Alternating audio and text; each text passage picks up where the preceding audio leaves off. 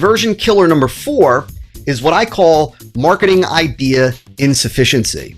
And as you heard me talk about earlier in a prior conversion killer, most markets are too sophisticated for simply a blown up marketing claim, a blown up marketing promise, right? And today, simply screaming a big promise or a big benefit shoots up the internal sales barrier with most prospects. In other words, a marketing funnel that's simply built on a huge, gigantic, exaggerated promise or a huge, gigantic, exaggerated claim immediately sends up a red flag for prospects and immediately screams to them, this is a sales message. And so what happens is they go through the rest of the funnel, if they choose to even continue to go through, with a filter up, right? Because they know they're being sold. They know that they are being advertised to, if you will. And so the consumption of your marketing funnel content is now filtered through that internal sales barrier.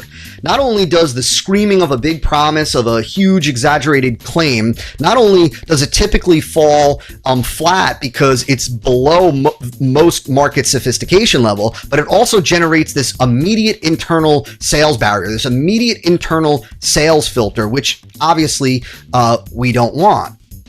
As well, often a lack of a powerful marketing idea, what we typically in the Marketing Funnel Automation Partnership Coaching Program refer to as a big idea, which I first learned about from my friend and mentor, Michael Masterson, Mark Ford. But a lack of a powerful marketing idea often leads to or lends itself to what I call mental opt-out. And mental opt-out is when a prospect comes to your marketing funnel, when they come to your squeeze page, when they come to your VSL, when they come to your sales letter, when they come to your marketing funnel, and they immediately have this thought of, I've seen it before. I've heard it before. Oh, I know about that. I've kind of referenced that before. I've seen it before. I've bought products on that before, right? Whenever prospects have this mental opt-out, obviously they don't continue through your marketing funnel. And so one of the first priorities of our marketing funnel, starting even at the squeeze page and before with media buys and the traffic that we are generating into the marketing funnel, is to prevent mental opt-out. And we prevent mental opt-out with what we call a big marketing idea. This is the big idea behind the content that you are presenting in your marketing funnel.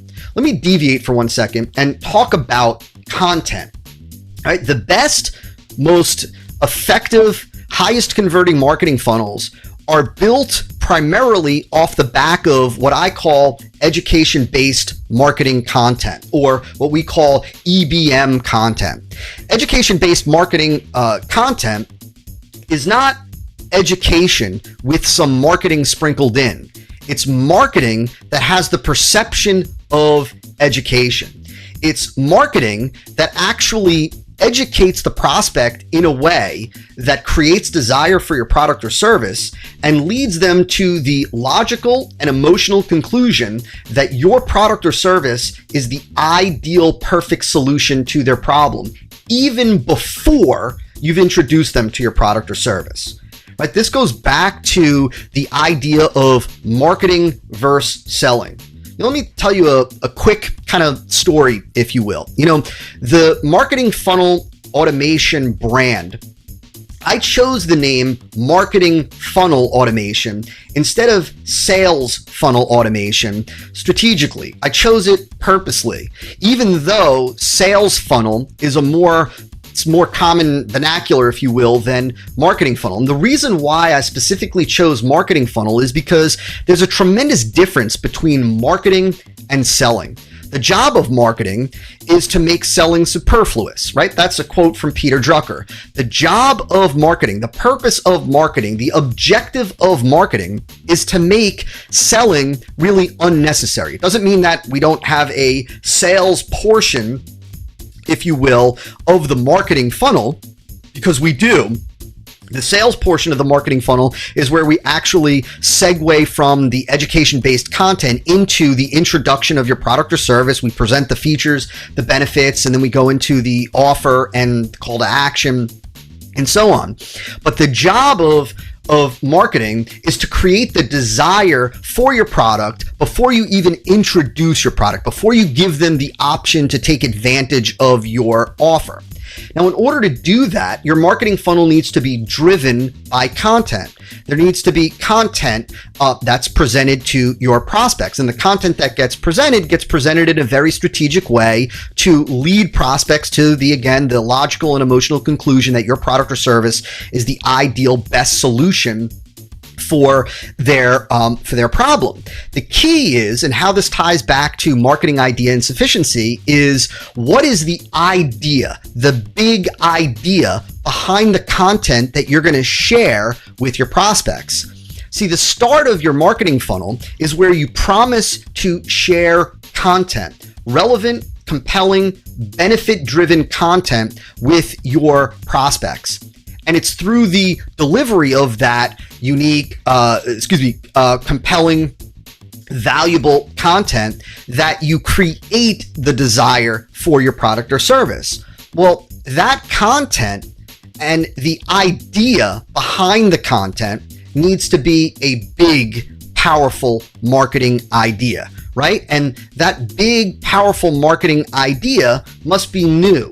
It must be perceived as new to the marketplace. It must be new. It must be fresh, different, unique, and compelling. It's got to be something that the market hasn't seen before. And it's that whole idea of new and fresh and different, unique, that prevents the mental opt-out, that prevents prospects from saying, I've seen this before. I've heard it before. Yeah, I know it already, right? And so the idea behind the content that you're going to communicate in your funnel, the idea behind it needs to be a big idea. And that's when we say that you have a marketing idea that is sufficient, right? Sufficient to do the job, sufficient to get attention and to create that initial level of engagement.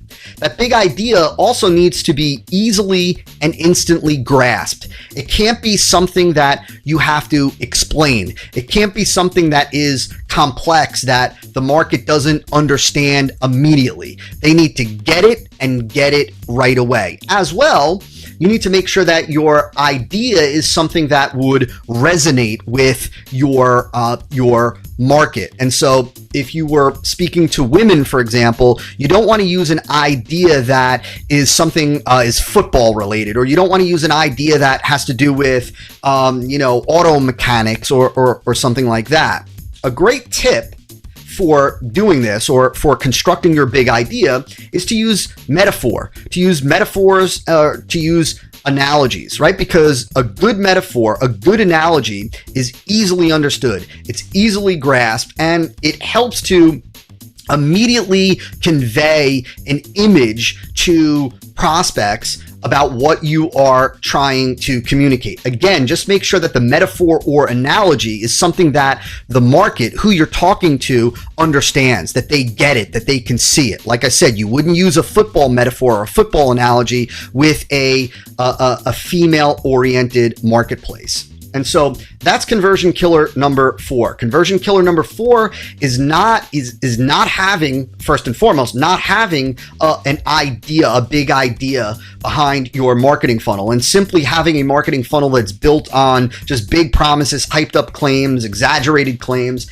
and so on. It's also, conversion killer number 4 is also having a weak marketing idea, or a marketing idea that's not new, that's not fresh, that's not unique, that's not compelling, and that does potentially lend itself to mental opt-out, and or also a marketing idea that's not easily and instantly grasped by the market.